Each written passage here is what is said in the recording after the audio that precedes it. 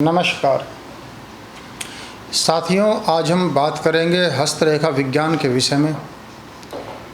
एक कहावत है हमारी ज्योतिष में कि जिस व्यक्ति की भाग्य रेखा कमज़ोर होती है उसे धर्म धक्के खाने पड़ते हैं, और भाग्य रेखा के स्ट्रांग होने पर कम मेहनत में व्यक्ति करोड़ों अरबों रुपए कमाता है।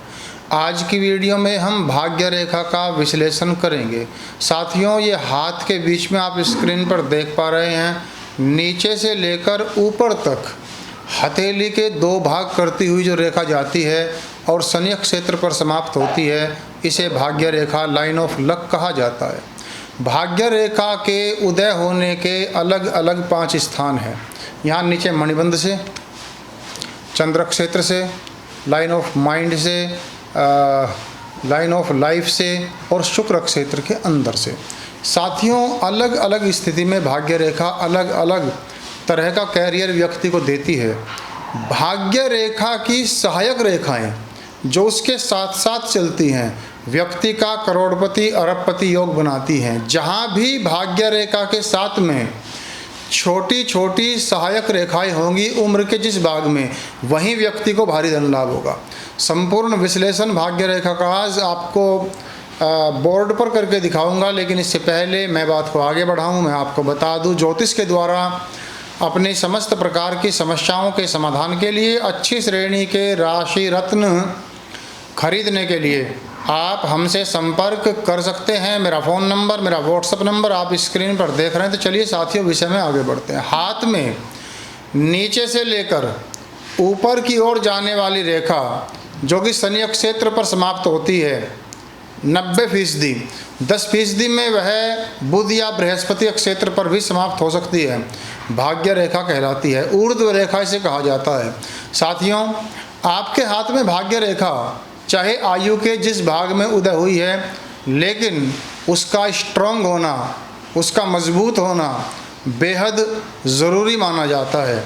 भाग्य रेखा जितनी ज़्यादा चमकदार होगी, जितनी ज़्यादा गहरी होगी, स्पष्ट होगी, बिना टूट फूट के होगी, बिना अवरोध रेखाओं की होगी, उतना ही ज़्यादा व्यक्ति का भाग्य चमकता है।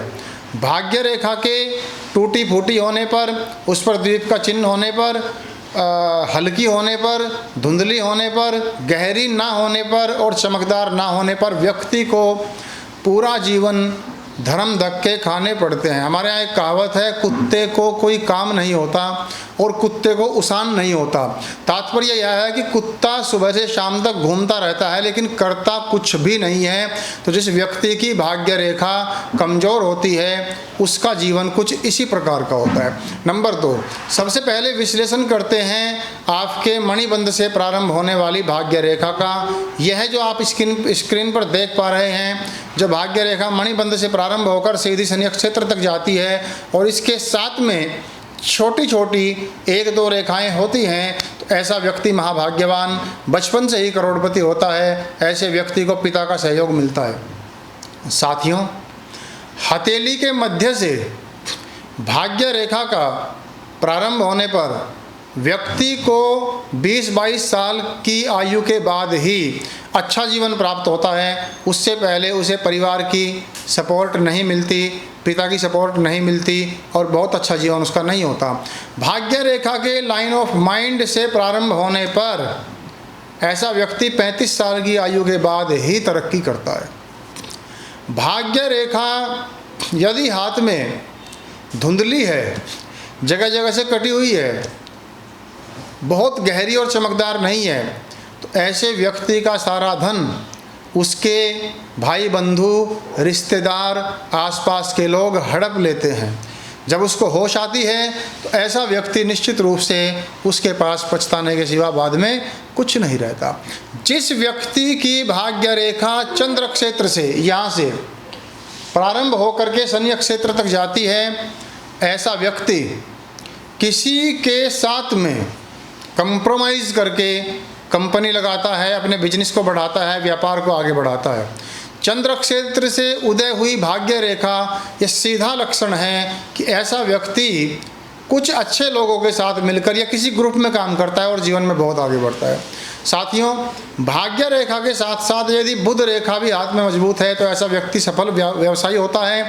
भाग्य रेखा के साथ साथ हाथ में बृहस्पति रेखा भी अच्छी स्थिति में है तो ऐसा व्यक्ति अध्यापक होता है या शिक्षा क्षेत्र से कहीं ना कहीं जुड़ा हुआ होता है।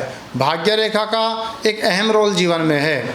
आपकी यदि भाग्य रेखा, आपको अपनी भाग्य रेखा का संपूर्ण विश्लेषण स्वयं करना चाहिए और यदि भाग्य रेखा, जिसे शनि रेखा भी कहा जाता है, वह कमज़ोर है तो निश्चित रूप से व्यक्ति को अपने पराक्रम से, बुद्धि से, बल से, एजुकेशन से ये न प्रकारेण बहुत सारा धन एकत्रित कर लेना चाहिए, वह भी